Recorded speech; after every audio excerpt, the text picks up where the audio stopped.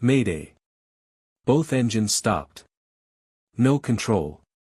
No radar. The dead zone, 2,400 kilometers of empty ocean, below. No runway. No help. Then a voice came on the radio. Quiet. Steady. Sure. Falcon 9. We need to land. Not the pilot. A woman from seat 7B. Before you watch full story, comment below from which country are you watching. Don't forget to subscribe for more amazing stories. Honiara Tower had been handling emergency traffic for 19 years. Diversions. Medical evacuations. One runway excursion in 2011. A cargo aircraft with a hydraulic leak in 2017. A helicopter forced down by weather on a Christmas Eve. Nothing like this. At 16:47 local time the emergency frequency came alive. Senior controller David Ratu was 3 hours into his afternoon shift. He had a cup of tea going cold on the desk beside him. He had been reading a routine incident log from the morning. He had been thinking, in a distracted and professional way, about nothing in particular. Then the frequency opened. A woman's voice. Calm in a way that made him reach for the volume knob before he understood it was already at maximum. The calmness was not a product of the audio. It was a product of whoever was speaking. Honiara Tower. Falcon 9. Southern Cross 509. 287 souls aboard. All accounted for. Requesting ground assistance and medical standby as precaution. No critical injuries reported. He looked at his colleague, Sarah Maga, who had been updating the daily log. Sarah looked at the radar. The aircraft was on final approach. 14 nautical miles out. Descending through 3,400 feet. Ground speed consistent with a single-engine approach on a heavy jet. The second engine transponder signature, absent. Silent. The ram air turbine still spinning in the slipstream, its small signal visible on the secondary display. A tiny propeller dropped from the belly of a dying aircraft, spinning in the wind to generate just enough hydraulic power to keep the flight controls alive. 23 minutes of usable fuel remaining when the aircraft had left altitude. It had used 21 of them getting here. David Ratu keyed his radio. His voice was steady. In 19 years of handling emergency traffic, he had learned that the controller's steadiness was a gift to the crew. It cost him nothing to give it. It was sometimes the only thing he could give. Southern Cross 509. Honiara copies. Emergency services standing by. You are cleared straight in runway 28. Wind 040 at 12. You are number 1. You are the only one. He had cleared the frequency. Cleared the runway. Diverted 2 inbound aircraft to Guadalcanal. Called the crash tenders out of the bay. Called the ambulances to the threshold. Had done, in the previous 20 minutes, everything ground-based humans could do to prepare for what was coming toward them over the Coral Sea. There was a pause. Not a long one. 3 seconds. Maybe 4. Then the same voice. Still calm. The same tone it had carried from the first syllable. Copy. Thank you. He would later tell the official investigation that in 19 years of handling emergency traffic he had never received a transmission that calm. Not from a captain with 23,000 hours. Not from anyone. The most experienced crew he had ever worked through an emergency had sounded, at moments, like experienced people under pressure. This voice sounded like someone making a phone call to confirm a reservation. The voice on that frequency belonged to a woman who had boarded Flight 509 that morning as a passenger. Seat 7B. Business class. Window side. She had ordered coffee during boarding. She had not finished it. What happened between that coffee and that transmission, between Gate 14 at Sydney International and final approach into Honiara over the most remote stretch of ocean on the planet, is a story that almost no one knows completely. This is that story. The jet bridge smelled wrong.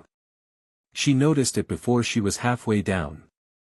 A faint chemical note beneath the standard air conditioning smell, beneath the rubber smell, beneath the accumulated smell of 10,000 passengers and the synthetic carpet that absorbed them all.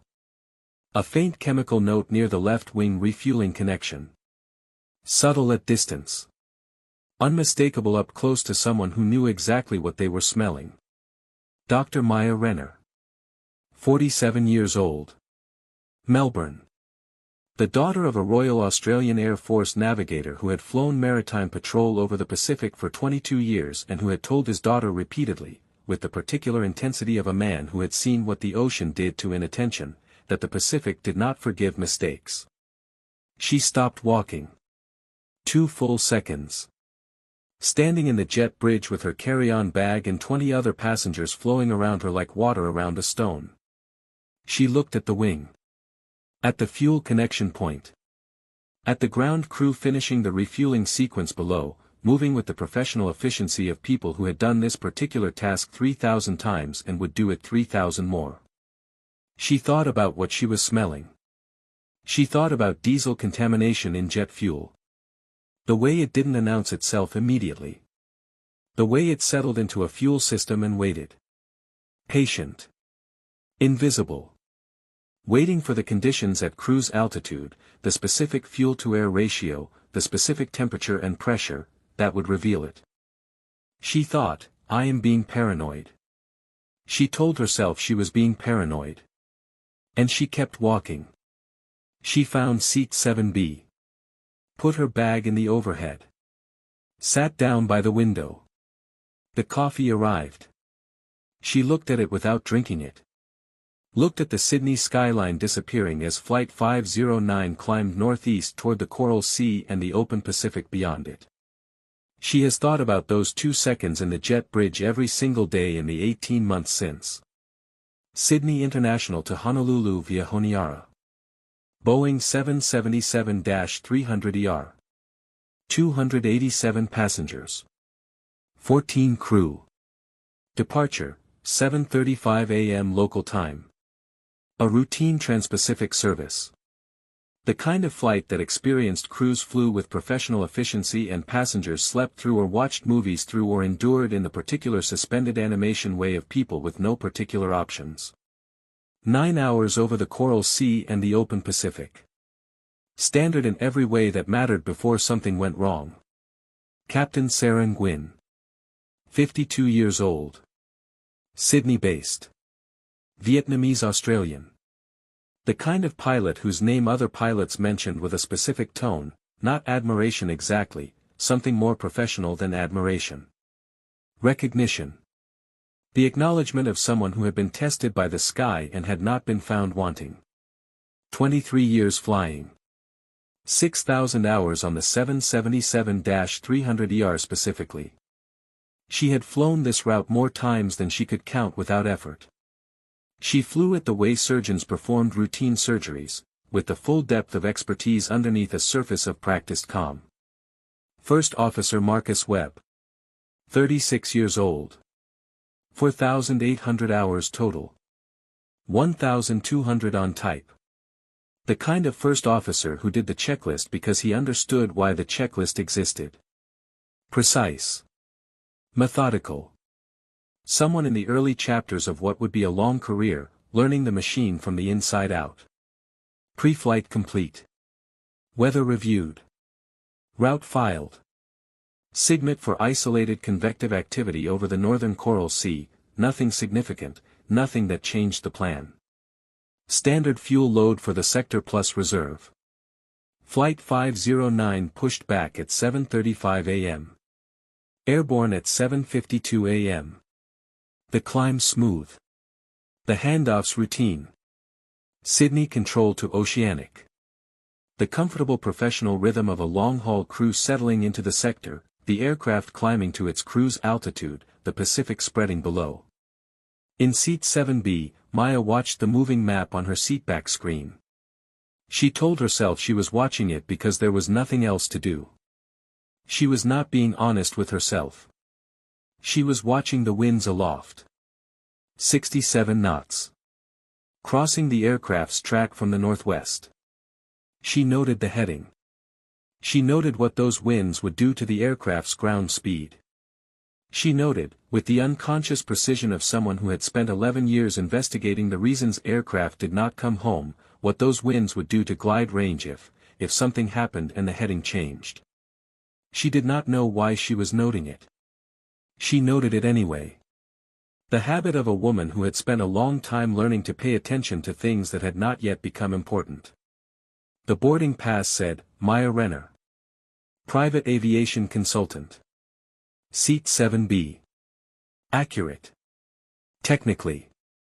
She had grown up with aviation the way other children grew up with music or sport, not as a hobby but as a language.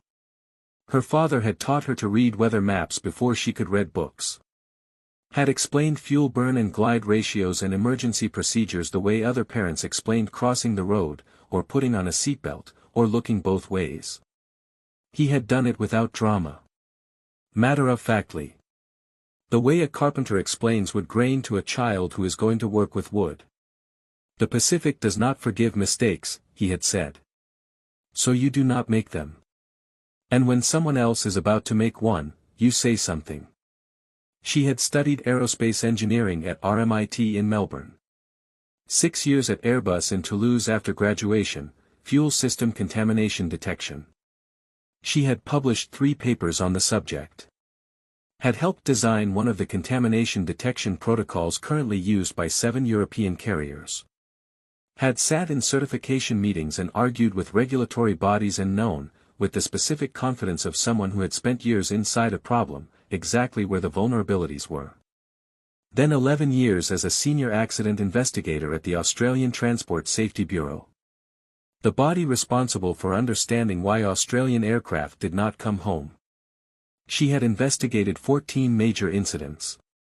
Had written reports that changed maintenance protocols across 4 countries. Had sat with families and regulators and engineers and told the truth about what had happened and why, because the truth was the only thing that made future flights safer. She had left the Bureau 3 years ago for private consultancy. She held a commercial pilot license. Type ratings on multiple aircraft. Including the Boeing 777-300ER. She had logged 2,100 hours on that type specifically.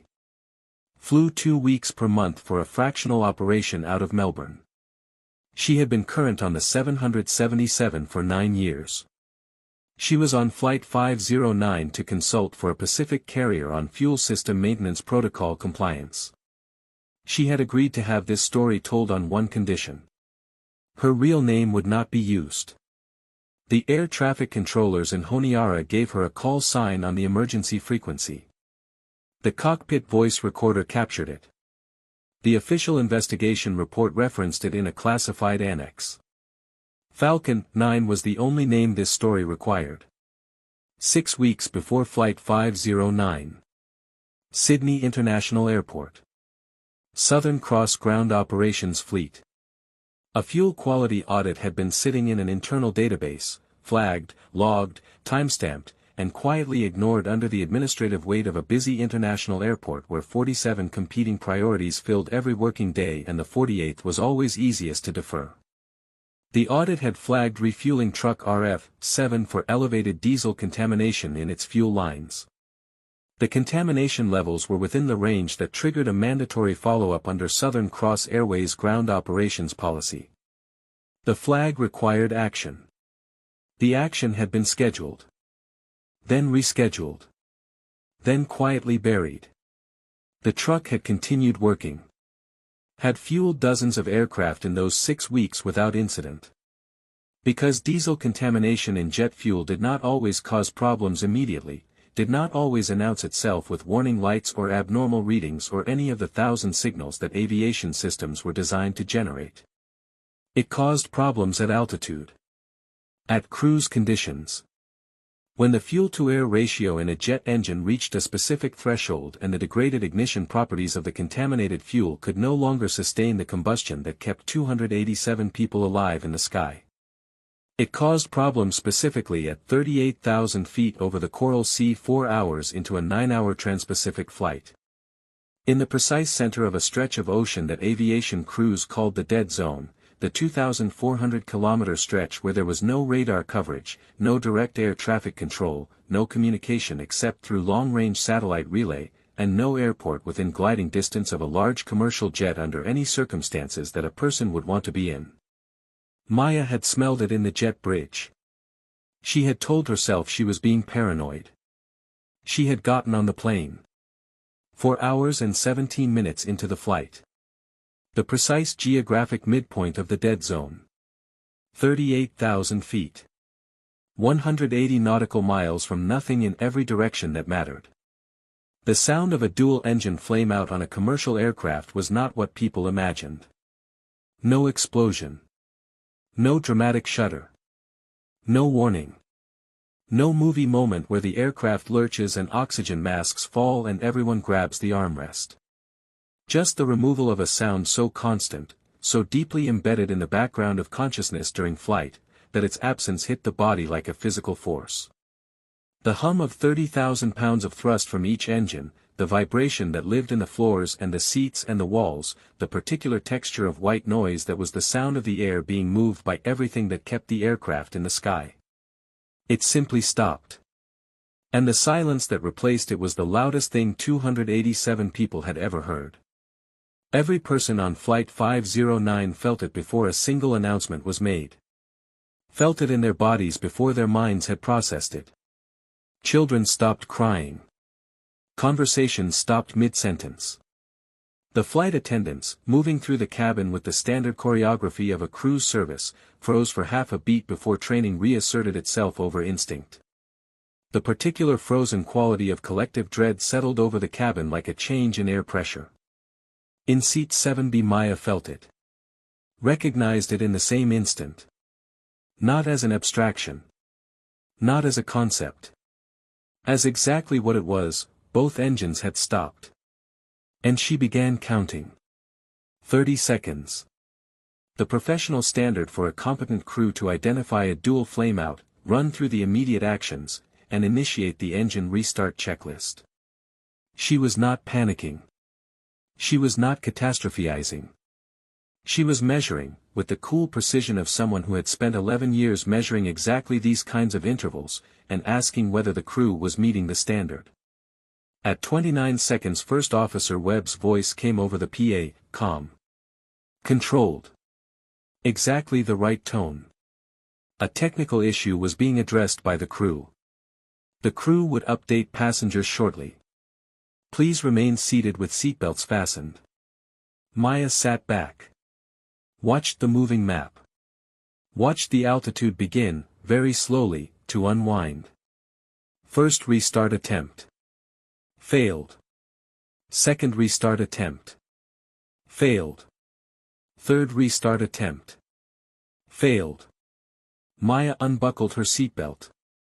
Stood up. And walked to the front of the aircraft.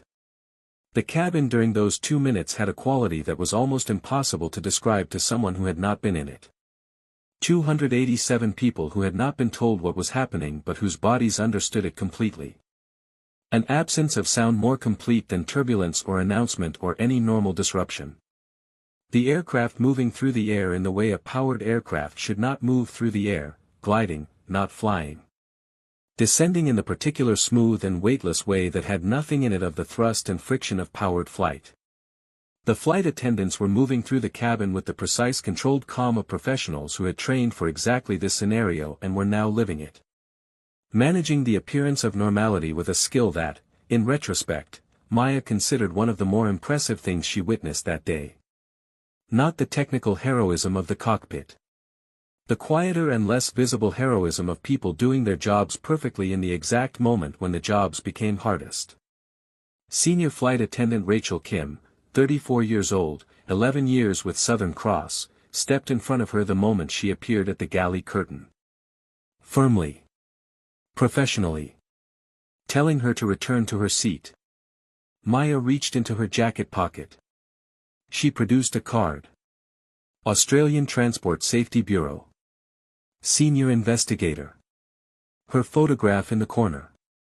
The ATSB logo in blue.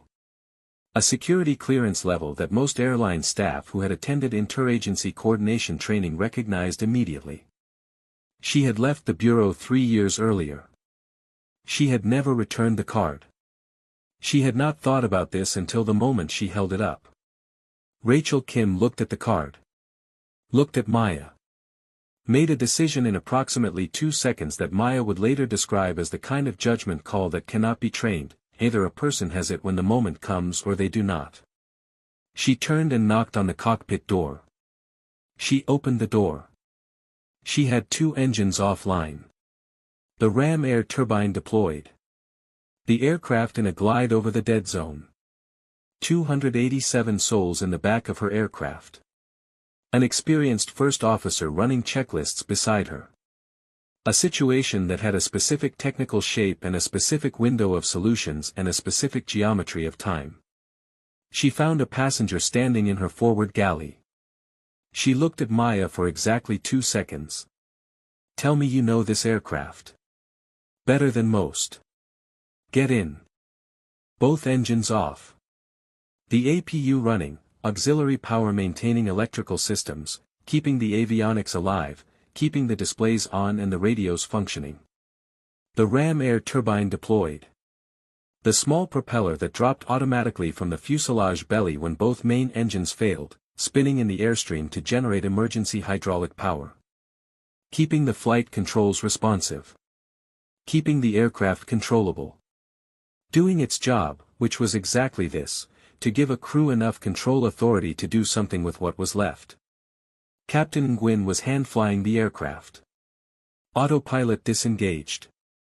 Flying the 777 by hand in clean configuration, gear up, no flaps, optimized for the best possible glide ratio, with the steadiness of someone for whom hand-flying a 777 in an emergency was simply what the situation required and therefore what she was doing.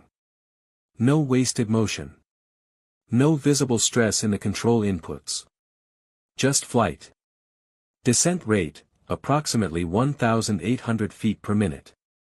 Aircraft altitude, 35,600 feet and unwinding. For the Boeing 777-300ER at maximum gross weight in clean configuration, the glide ratio was approximately 22:1. For every 22 feet traveled horizontally, the aircraft descended 1 foot. In still air, from 38,000 feet, this produced a theoretical glide range of approximately 158 nautical miles.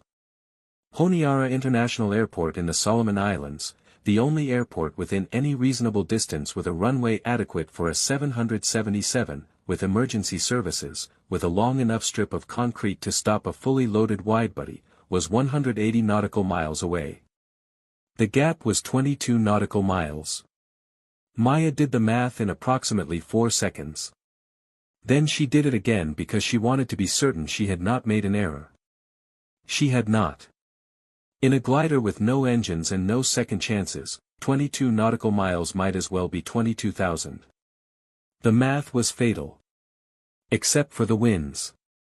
She had been watching those winds for 4 hours. 67 knots.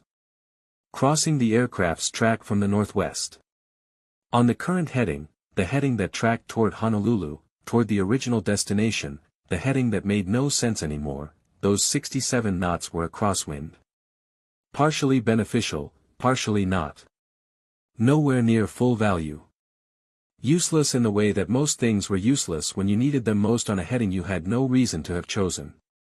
But on a heading 11 degrees to the south, the heading that tracked directly toward Honiara, toward the only airport within reach, toward the one piece of concrete that could receive them, those same 67 knots became a tailwind. A direct full-value tailwind pushing the aircraft forward at 67 additional knots of ground speed for the entire glide. At that wind speed, over that glide distance, the tailwind component added approximately 30 nautical miles of additional range.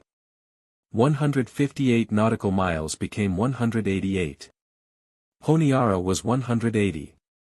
The margin was 8 nautical miles. She gave Captain Nguyen the calculation in 90 seconds. All of it. The wind component on the new heading. The glide ratio math. The range difference. The margin. She gave it without preamble and without qualification, the way someone gave information who understood that every second spent establishing credibility was a second the aircraft spent descending. The captain asked two questions. Both about the fuel contamination, whether the contamination profile was consistent with a dual flame out at cruise altitude, and whether it was likely to affect all three fuel tanks or only the wing tanks. Maya answered both with the specificity of someone who had spent 6 years designing contamination detection systems and 11 years investigating what happened when they failed. The captain absorbed the answers. Was silent for 4 seconds. Turned to First Officer Webb. New heading 175. Let's use the wind. She did not debate it. She did not ask Maya to explain her credentials further. She did not ask for a second opinion or a verification or any of the checks that a person who was uncertain would have asked for. She had received accurate information from a source who could demonstrate specific technical knowledge. The information changed the math. She used the information. Good pilots did not interrogate the source of true information. They used it. The aircraft turned 11 degrees to the south. The tailwind got behind them. The math became survivable. They glided. 38,000 feet became 30,000. 30,000 became 25,000. The Pacific spread below them in every direction. Blue and enormous and completely indifferent to the 287 people descending toward it in a machine that had become, in the technical sense, an extremely sophisticated and very expensive glider.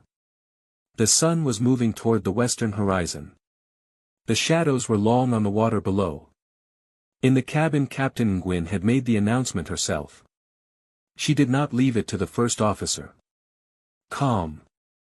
Direct. Accurate. The kind of announcement that told people the truth without manufacturing panic, that treated passengers as adults who could handle honest information delivered calmly.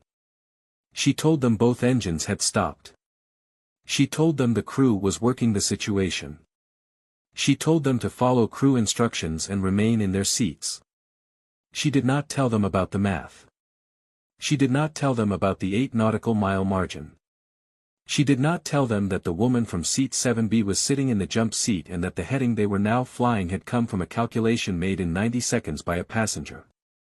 Some things the people in the back did not need to know. Not because they couldn't handle it. Because knowing it would do them no good and cost them the calm they needed to get through the next 20 minutes. Rachel Kim managed 287 passengers through what followed. This required understanding what that actually meant. 287 people in a pressurized metal tube over the Pacific, knowing the engines had stopped. Knowing the crew was working it. Knowing, in the way that bodies know things before minds catch up, that working it was not the same as having resolved it. People were frightened. Some of them visibly. Some of them in the contained way of people who had decided that visible fear was not something they were prepared to allow themselves. Children who had stopped crying when the engine stopped began, slowly, to cry again as the silence stretched. Rachel moved through the cabin. Answering questions with non-answers delivered with such complete calm that most passengers accepted them, not because they were fooled, but because her calm was itself a kind of information. The situation was serious, but it was being handled. The crew knew. The crew was working. That was true, and she communicated it without lying about anything she wasn't saying. The specific skill required, to hold a cabin together over open ocean in a powerless aircraft without lying and without causing panic, was trained but could not be fully taught. There were people who had it and people who didn't, and you didn't always know which you were until the moment arrived. Rachel Kim had it. Seat 14C. One passenger had been doing the math on his own. Gerald Okafor. 61 years old. Retired Qantas maintenance engineer. 40 years working on large commercial aircraft, everything from hydraulic actuator overhauls to engine change procedures. He had spent 4 decades working on machines like this from the outside. He knew them the way mechanics know things. Not from the cockpit but from underneath. From inside. He had noticed the change in the airframe the moment the engines stopped. Had noticed the ram air turbine deploy. A barely perceptible change in the aircraft's handling that 40 years of working on these machines had taught him to read like text. He knew what it meant. He knew exactly what it meant. He had done the glide calculation in his head. The way an engineer does it, working backward from the known variables to the only answer that mattered. He had come up with a number. A fatal number. He had sat with that number for 2 minutes. Had looked at it from several angles and not found a way to make it survivable. Then he had noticed, without understanding why, without any announcement or explanation, that the aircraft had changed heading. He had done the calculation again. With the new heading. With the tailwind component that the new heading unlocked. He had come up with a different number. A survivable number. Barely. But survivable. He did not know who had suggested the heading change. He did not know anyone had. He assumed the crew had done it, the crew who were up there working the situation, who presumably had people and instruments and knowledge that he did not. He sat with the new number. He called the flight attendant. He ordered a whiskey. He drank it slowly, looking out the window at the Pacific below them. 25,000 feet. 20,000. The ocean enormous and blue and the afternoon light catching the surface in long patterns. He thought about the heading change he did not understand. He thought about the specific grace of whoever had done the math that produced it. He thought about the specific grace of strangers who learned hard things so that others did not have to know them. He ordered a second whiskey. He did not tell anyone what he had worked out. 22,000 feet. Maya had been watching the altitude unwind and thinking about fuel. The Boeing 777-300ER carried fuel in 3 tanks. 1 in each wing. 1 in the belly, the center tank, which in the standard Southern Cross long-haul refueling sequence was loaded from a separate vehicle from the wing tanks. The wing tanks had been loaded from refueling truck RF-7 at Sydney. The center tank had not. The center tank fuel was clean. The possibility she was considering required a cross-feed procedure, routing the clean center tank fuel through the aircraft's fuel system in a way that bypassed the contaminated wing tank lines entirely, delivering clean fuel directly into an engine. And not just the fuel, at 22,000 feet, the air was warmer and denser than at cruise altitude. The ignition conditions were better.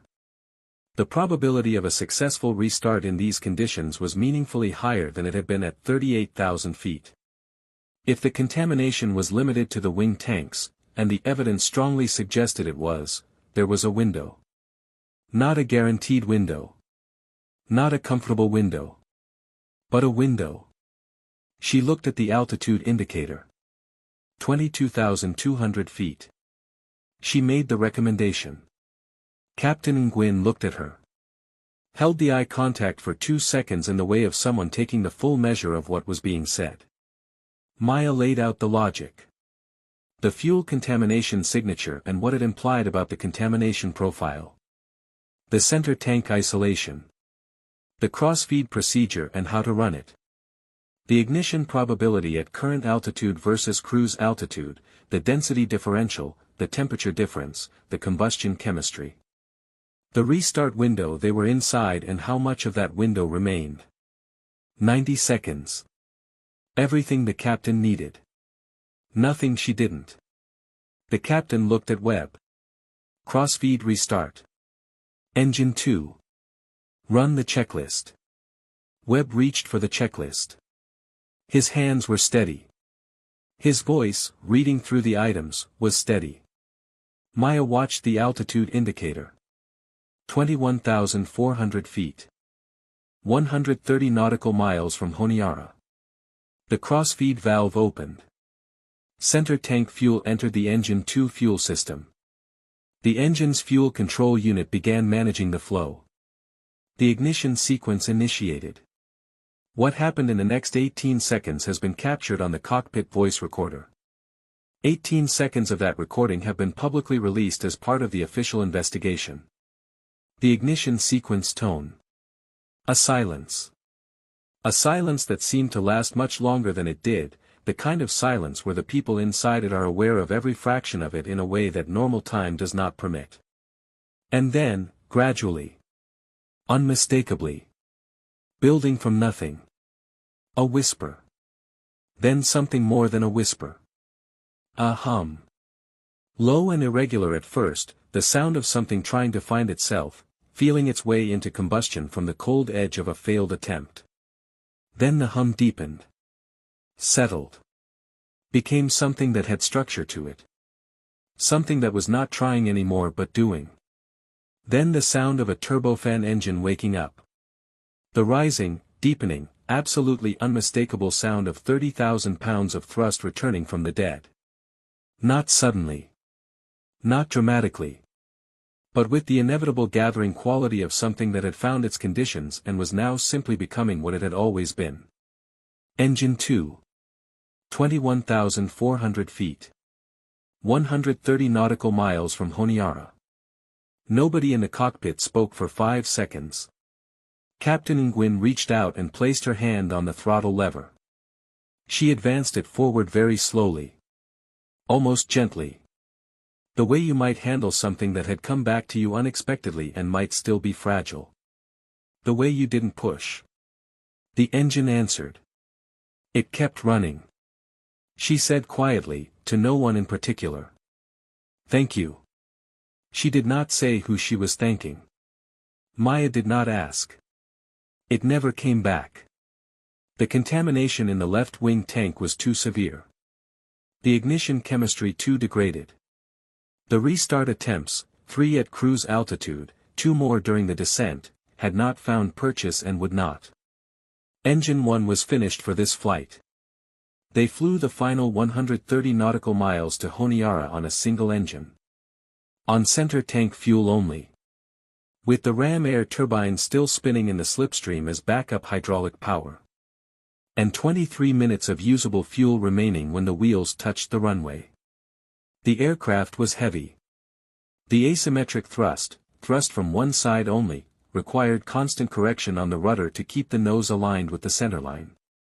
Every change in power setting, every adjustment, produced a yawing moment that had to be anticipated and countered. It was not comfortable flying. It was not the kind of flying that looked dramatic from the outside. It was the kind of flying that required continuous attention and precise inputs and the absorption of the aircraft's tendency to go sideways, moment by moment, for 130 nautical miles. Captain Nguyen flew it without comment. Honiara appearing through the windscreen. The Solomon Islands materializing below after 4 hours of nothing but ocean and the mathematics of survival. Green hills above the harbor. The white line of the runway visible from 14 miles out in the afternoon light. Single engine. Ram air turbine still spinning. Asymmetric thrust requiring constant rudder correction. Heavy aircraft in emergency configuration. A crosswind from the northeast at 12 knots adding a lateral component to every correction. First Officer Webb managed radio communications with Honiara Tower. David Ratu's voice on the frequency, professional and steady, giving them exactly what they needed and nothing they didn't. The crash tenders were positioned along the runway. The ambulances were at the threshold. Ground crews had cleared the area. Everything that could be done had been done. Captain Nguyen flew the approach. She did not use the autopilot for the final segment. In asymmetric thrust configuration with one engine and emergency hydraulics, she chose to hand-fly it to the ground. She had 23,000 hours that ended here, at this moment, on this runway, and she put all of them into the task. The landing was technically flawless. Centerline. Controlled. Precise. The main gear touched first, as it should. The nose gear followed, controlled and on the numbers. The thrust reverser on engine 2 deployed. The brakes engaged. The aircraft decelerated steadily down the runway as the crash tenders ran alongside in the peripheral vision, their lights on, their crews watching. Maya would later say it looked, from the jump seat, with the instruments in front of her and the full knowledge of exactly how small the margin was and what it had taken to get here, like the only person in the world who should have been in that seat was already sitting in it. 23 years of flying did not look like anything particular from the outside. Experienced pilots did not look different from anyone else in the way they walked or talked or sat. From the jump seat on final approach into Honiara on a single engine with a tailwind margin of 8 nautical miles and 2 minutes of fuel remaining, it looked like that. The engine stopped. Engine 2, the one that had come back from nothing at 21,400 feet, exhausted the last of the center tank fuel and stopped. On the runway. The aircraft coasting on its own momentum and the braking system, slowing smoothly to a stop. The ram air turbine retracted. Its job was over. The Pacific afternoon rushed in through the sounds of a suddenly very quiet aircraft. Heat.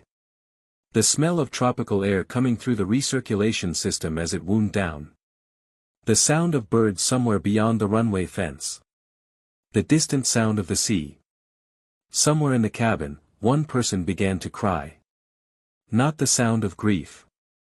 Not the sound of panic or distress. The sound of release. Of something held that could finally be put down. It spread. Slowly at first. Then through the entire cabin. 287 people who had been carrying something impossible inside their chests for 21 minutes. Finally putting it down. In the cockpit nobody spoke for a long time. Then Honiara Tower called. Southern Cross 509. Confirm aircraft status. Captain Nguyen turned. She looked at Maya. The look was an instruction delivered without a single word. Clear as any item on any checklist. Unambiguous as any direct order. Maya picked up the radio. Pressed the transmit button. Honiara Tower. Falcon 9. Southern Cross 509.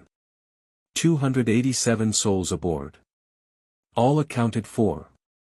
Requesting ground assistance and medical standby as precaution. No critical injuries reported. David Ratu in the tower looked at Sarah Mauga. Sarah looked at the runway. At the aircraft stopped on it. At the emergency vehicles moving alongside. At the ground crews moving toward the doors. He keyed his radio.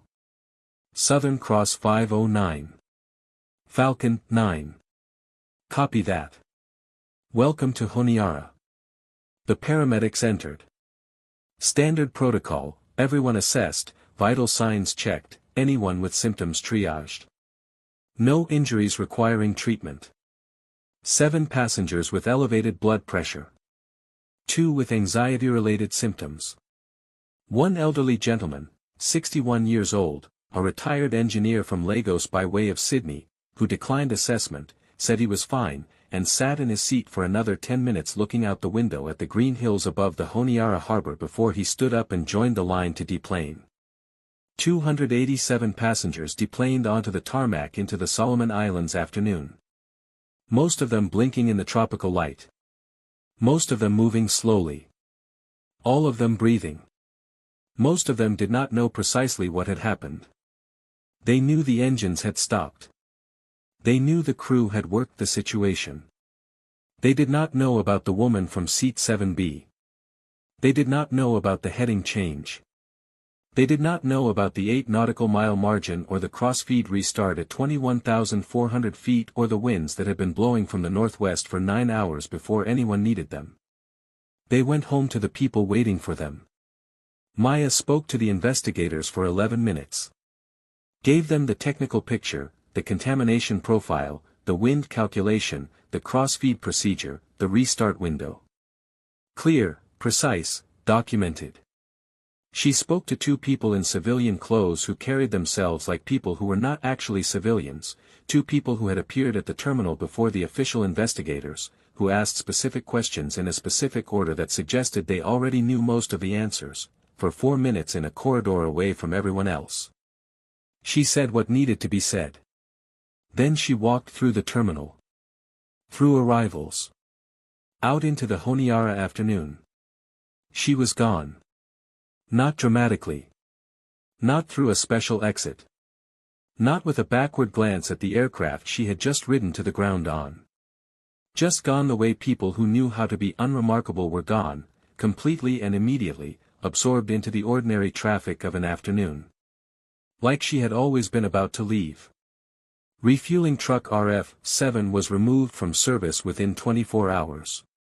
The audit that had flagged it 6 weeks earlier, the audit that had been scheduled and rescheduled and quietly buried under the ordinary administrative pressure of a busy international airport, was the subject of a full external review. The review found 12 systemic failures in the escalation process. 12 points at which the flag should have produced action and didn't. 12 moments where a different decision would have meant a different outcome on a different day over the Coral Sea. The audit system was completely overhauled. There was now a mandatory immediate withdrawal requirement at every Australian certified airport. Any contamination flag at any level above the minimum threshold grounded the vehicle instantly. Without management override. Without rescheduling.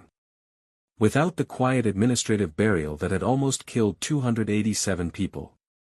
The vehicle stayed grounded until the contamination issue was resolved and independently verified.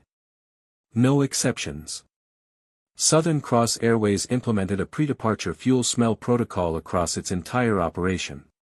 Any ground crew member, at any level, on any shift, who reported an anomalous fuel odor during wing inspection or on the jet bridge triggered a mandatory quality test before the aircraft could depart. No seniority required to raise it. No management approval required to trigger it. No form to fill in, no supervisor to convince, no chain of command to navigate. Any person. Any level. Any shift. One report and the aircraft stayed on the ground until the fuel was tested and cleared. 6 Australian carriers adopted it within 8 months. A 7th followed a year later. They called it informally the Sydney Protocol. Named for the city where a refueling truck had been flagged and ignored. And where a woman in seat 7B had smelled the fuel and told herself she was being paranoid and gotten on the plane anyway. The Sydney Protocol is active now, today, at those 6 carriers. On every departure. On every aircraft. For passengers who will never know it exists. Her daughter gave her that name when she was 9 years old. She had been explaining to her daughter, in the patient and non-technical way you explain things to a 9-year-old who was curious about everything, why she traveled so much. Why she went so far and came back from places that were so far away that they were hard to find on a globe. Her daughter had thought about this for a moment. Then she said, "You're like a falcon. You always come back no matter how far you go." The 9 was her age when she named her. She was 17 now. She did not know this story. Her mother was not ready for her to know it yet. There was a specific thing about 17 that made it not yet time. Something about the age, the particular combination of old enough to understand and young enough to be changed by it in ways that couldn't be predicted. Maybe next year. Maybe the year after. Captain Sarah Nguyen wrote the call sign in the aircraft's log without asking where it came from. She wrote it because it was what the radio had said. She wrote it in the neat, clear handwriting of someone who understood that what went into the log was what actually happened. Falcon 9. Southern Cross 509. 287 souls. Landed Honiara. She never spoke to Maya again after that afternoon. There was no formal goodbye. No ceremony. No exchange of contact information. The investigators needed the cockpit. The paramedics needed the aircraft. The procedures of a major aviation incident needed what they needed, and what they needed did not include the 2 of them standing in the afternoon sun outside Honiara terminal exchanging words that neither of them had, particularly. It continues to fly the Sydney to Honolulu route. Somewhere in the archived recordings of Honiara Tower, in a file that is stored and indexed and accessible to investigators and will remain there as long as the record system remains, the voice of Falcon 9 is still on that tape. Still calm. Still exact. Still requesting a landing as though requesting a landing were the most ordinary thing in the world. Honiara Tower. Falcon, 9. 287 souls aboard. All accounted for. 287 people went home. Because 6 weeks earlier, an audit flagged a refueling truck and the flag was ignored. Because a woman smelled contaminated fuel in a jet bridge on a Tuesday morning at Sydney International Airport. Told herself she was being paranoid. And then, 4 hours and 17 minutes into a trans-Pacific flight, when both engines went silent over the dead zone and the math was fatal and someone needed to walk to the front of that aircraft. Walked. The Sydney Protocol is named for the airport where a refueling truck was flagged and ignored. It requires any ground crew member at any level on any shift to report anomalous fuel odors, triggering a mandatory quality test before departure. No seniority required. No management approval required. Any person. Any shift. Other flights, on other mornings, at 6 carriers, will come home because of it. Those passengers will never know her name.